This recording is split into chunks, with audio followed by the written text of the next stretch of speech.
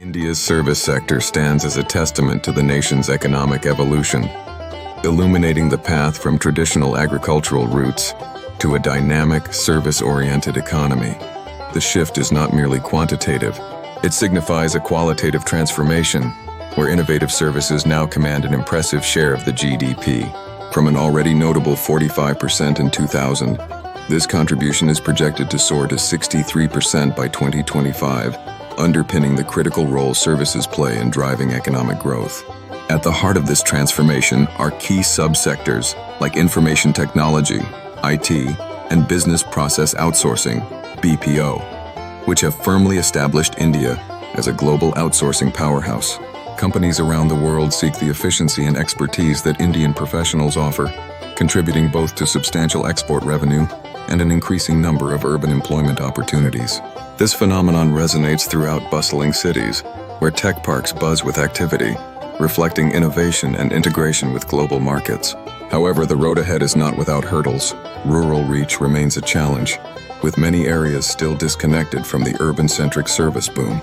Moreover, skill gaps persist, necessitating a workforce adept in rapidly advancing technologies and methodologies. Infrastructure issues further complicate this landscape. Inadequate transport networks and unreliable utilities can hinder the growth potential of the service sector in various regions. Yet initiatives like Digital India aim to bridge these gaps, leveraging technology to foster inclusivity and enhance access. Looking forward, the service sector is poised for remarkable growth, fueled by the rising tide of AI, cloud computing, and other emerging technologies. These innovations promise to redefine service delivery, enhance efficiency, and create new avenues for entrepreneurship. As India embraces this digital revolution, it reinforces its commitment to building a robust service economy equipped to compete on the global stage. In essence, India's service sector is not merely a pillar of its economy, it symbolizes a broader transformation and harbors immense potential for the future. It stands as a beacon of opportunity, showcasing the nation's adaptability and resilience. As we gaze toward the horizon, it is clear that the service sector will continue to significantly shape India's economic narrative, inviting both introspection and inspiration for what lies ahead. ভারতের অর্থনীতির গল্পটা কিন্তু দারুণ একটা গল্প। একটা দেশ যেটা মূলত কৃষির ওপর চলত, সেটা কিভাবে আজ সার্ভিস সেক্টরের একটা পাওয়ার হাউস হয়ে উঠল। চলুন আজ সেই অসাধারণ জার্নিটাকেই একটু কাছ থেকে দেখা যাক। আচ্ছা, একটা দেশের অর্থনীতি কি তার ভাগ্য নিজেই বদলে ফেলতে পারে? প্রশ্নটা বেশ বড়, তাই না? ভারতের এই অবিশ্বাস্য পরিবর্তনটা দেখলে কিন্তু মনে হয় হ্যাঁ, পারে। চলুন এই প্রশ্নের উত্তরই খোঁজা যাক। তো গল্পটা শুরু করতে হলে আমাদের একটু পেছনে ফিরে যেতে হবে, মানে স্বাধীনতার ঠিক পরের সময়টায়। তখন ভারতের অর্থনীতির চেহারাটা ঠিক কেমন ছিল? কয়েক দশক ধরে ভারতের অর্থনীতিটা দাঁড়িয়েছিল মূলত দুটো পিলারের ওপর। একদিকে ক্ষেতখামার মানে কৃষি, আর অন্যদিকে কলকারখানা মানে ইন্ডাস্ট্রি। দেশের প্রায় সব মানুষের রুটিরুজি আসত এই দুটো জায়গা থেকেই। এই যে চার্টটা দেখছেন, এটা হলো ১৯৯১ সালের আগের ছবি। জিডিপির সিংহভাগটাই আসছে কৃষি থেকে, মানে এগ্রিকালচারই ছিল অর্থনীতির ইঞ্জিন, আর ইন্ডাস্ট্রি আর সার্ভিস সেক্টর ওগুলো বেশ ছোট ছোট অংশ জুড়ে ছিল। আর তখনকার দিনের সার্ভিস সেক্টর বলতে কি বোঝাতো? ধরুন লোকাল বাস, ট্রেন, পাড়ার ছোট মুদি দোকান, মানে খুব ছোটখাটো সব ব্যাপার।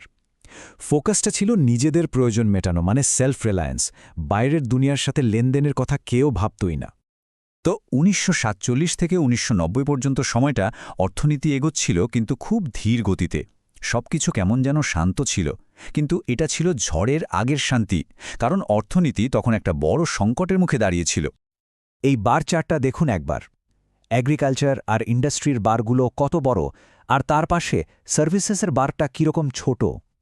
এই ছবিটা কিন্তু মনে রাখতে হবে, কারণ একটু পরে আমরা দেখব এই পুরো হিসেবটা কিভাবে জাস্ট উল্টে গেল।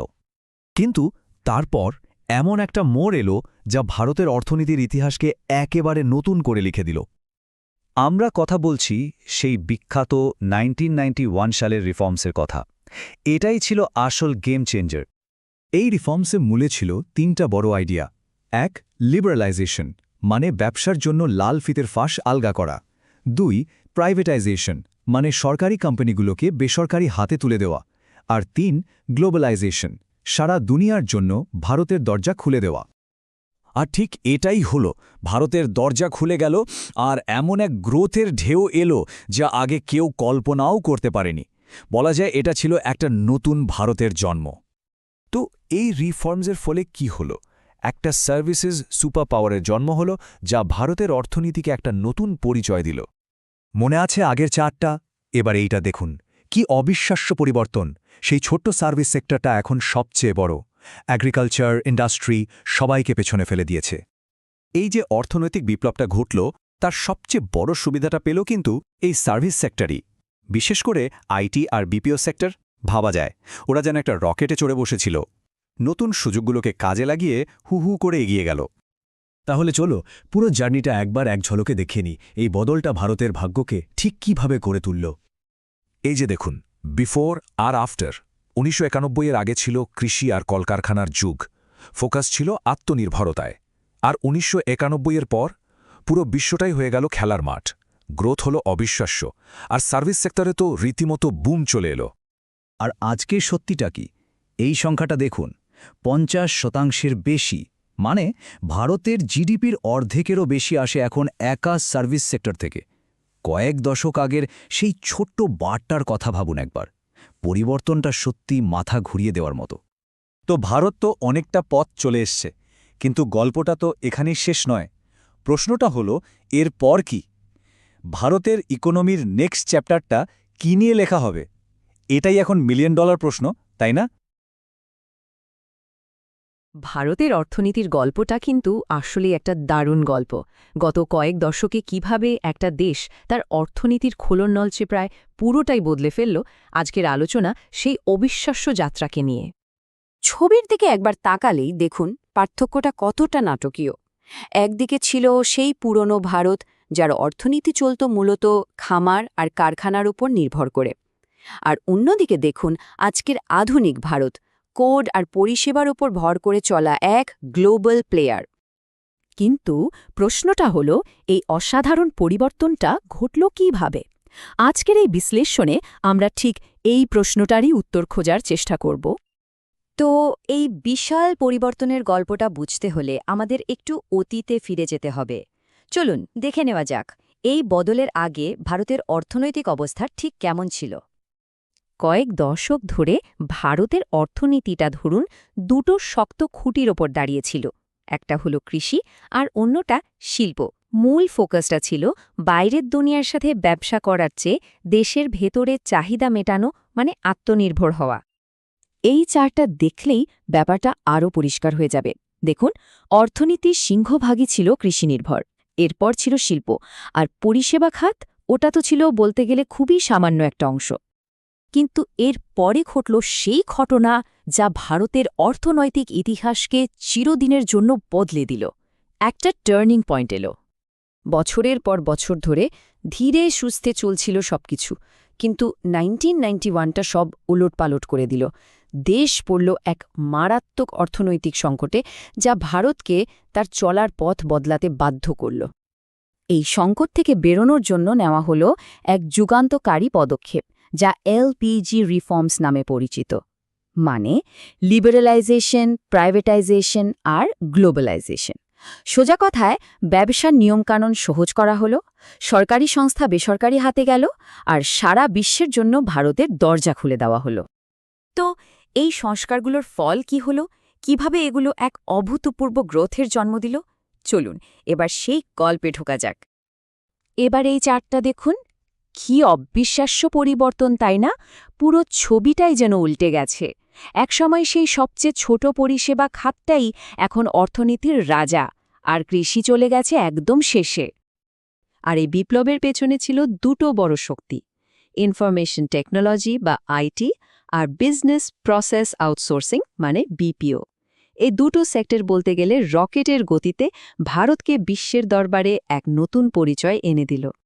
ভাবা যায় ২০০০ সাল আসতে, মানে সংস্কারের মাত্র এক দশকের মধ্যে পরিষেবা খাত অর্থনীতির প্রায় ৪৫% দখল করে নিল। এটা কিন্তু একটা বিশাল ব্যাপার ছিল। কিন্তু গল্পটা এখানেই শেষ নয়।